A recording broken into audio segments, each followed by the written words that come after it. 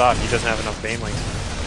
Yeah, and I think honestly, this sort of, I mean, the macro is good and all, but I think it sort of came down to some micro because Wes's micro is absolutely superb. So we see as a random player, he has some weird builds and some strange timings, but his micro is so good because he managed to do the kind of just fringe damage he needed to do to make that push a lot more effective. And now he's in a condition where he has control of the game. He doesn't need to do anything. He just needs to defend, throw down a few bunkers to stop banelings, and he'll be absolutely fine. And banelings it is. 15 banelings, I just don't think they're going to be that effective. Yeah, he's got a real good sense of tempo. He just knows where the beat is, and he knows how to stay right ahead of the game. And he's just, you know, like you said, harassed just a little bit, but didn't miss a single beat in terms of when that attack was happening, regardless of his harassment. And he's just really...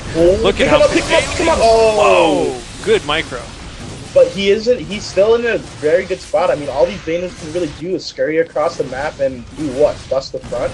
Or, actually, yeah, he could bust the front. This is brilliant. I mean, he only dropped Marauders to, and knowing that, you know, Cheticus knows that, you know, you can't baneling a bunch of Marauders, so he just has to kind of waste them against these Marauders, either by running or by crashing into them. Yeah, and he has such good control. Look at how he split up his SCV, all his workers piecemeal. I mean, at the end, given he did lose a lot of them, but he split them up such that he wouldn't lose all of them in one go. A lot of times you see a player sort of just box all of his units and then try to move it out of the base, and that's how you get caught by pincer baneling maneuver. But I really like what he tried to do there, and it sort of salvaged any possible damage. And at this point, I just don't really see what Cheticus can do. I mean, now that there's 3 bases up, one of them not really saturated yet, but now that there's 3 bases ready to go, Cheticus, I mean, it's sort of desperation move, taking this gold up at the top. That's all I can really imagine him doing. But as soon as that's scouted, it's not really going to matter, and I think Wes, he knows what's up. Yep, Wes has just got great dropship micro. Great dropship micro. Oh, there he goes. He senses another attack at the front of his base here that he's trying to look out for. But I think, again, this is just a stall tactic by Cheticus, and Wes has this game won. He's just being nice and cautious about it. But, oh, he left his front door open, and he invited all the speedlings into the back of his base. Wow, and now he sees that the base, and look at that, 4 Marauders. I'm not even going to look at that because I know that's going down. Yeah, look at that. And the Marauders just stimming and going to kill off that hatchery really, really quickly. But right now, it's just... Oh, it's not really a base race. I mean, he still has a sizable army back home. Yeah, he's baning up at home. He managed to kill. I mean, Wes actually has almost no SCVs that are mining at the moment. Maybe his Expo. No, he doesn't have SCVs mining anywhere right now. His SCVs are kind of huddling in fear with the rest of his army. And here come the banelings again, and we'll see if Cheticus can deliver. Oh, he did some damage, but I don't think. And that could have just won him the game. Because we look at Cheticus' income, he still has 760. There are 5 workers left. 5 workers against 32. Chet has suddenly stalled this back into the game. Where he is, you know, we've seen him do this in the past too, where he just kind of brought himself back into the game by just doing all the stuff he needs to do. And these banelings are continuing to be annoying. Wow. Wes has got a lot of makeup work to do if he's going to catch up now, because he has no economy and a very, very small army. He's got 5 Marauders, 10 Marines, and some Medivacs. I guess that's not very, very small, but it's small. Yeah, and the thing to remember is, in the midst of all of this, he forgot to transform all of his CCs into orbital commands, which he realizes just now.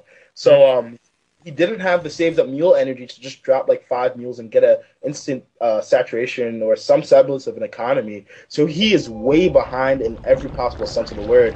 And I don't know why all these fine colors are necessary. Single muted just kind of flapping around in the middle, just kind of picking stuff up. There's like more medevacs and units to actually heal. Oh my god!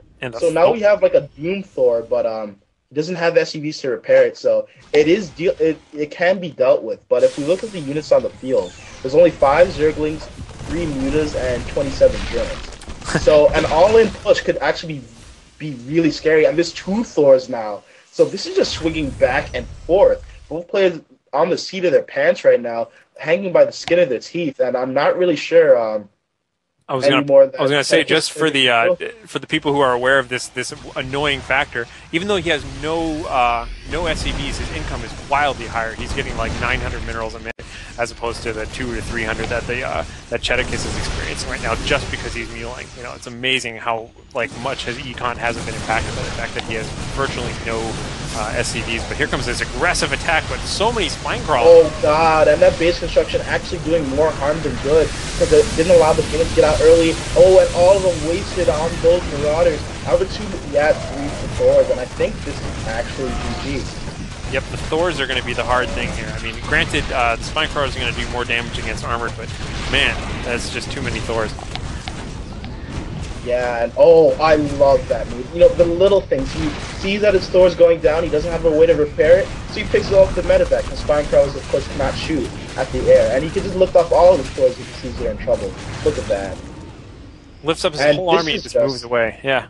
Yeah, I think he described it well when he's like a mini TLO, basically. I mean, he just has so many smart in-game moves that he makes, even if his build orders and macro aren't the strongest out of the players in this tournament. And I think that might allow him to win the game if he keeps on doing it. There we go. And he's just really making these workers pay for it, you know. They almost were able to nibble down that Thor, but he just, with the micro and picking it up and dropping it, he was just punishing him for even trying that tactic. And this Queen is going to get gutted in a second if she's not careful. What is it, 2 volleys, I think, from Thor that'll take down a Queen? I think he's transfusing her. But Cheticus, barely hanging on by his fingernails, but he is out. He is mining out his main right now, whereas Wes is relying almost entirely on mules at the moment.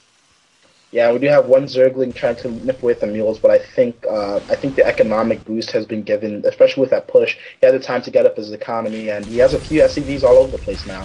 So, yeah, it's a very sad ending for Cheticus, especially after that epic rally after that first stim attack, and that all that dropship micro. So this is quite a game. I haven't seen a game like this in a long, long time. So I think Cheticus, after losing the hatch a second time, it's best of 5. And he will have more opportunities to sort of adjust his opponent, but I don't know how you adjust an opponent like Wes, to be honest. Yeah, I don't think you can. I think Wes just tests your ability to just kind of be a well-rounded adaptive player. So Cheticus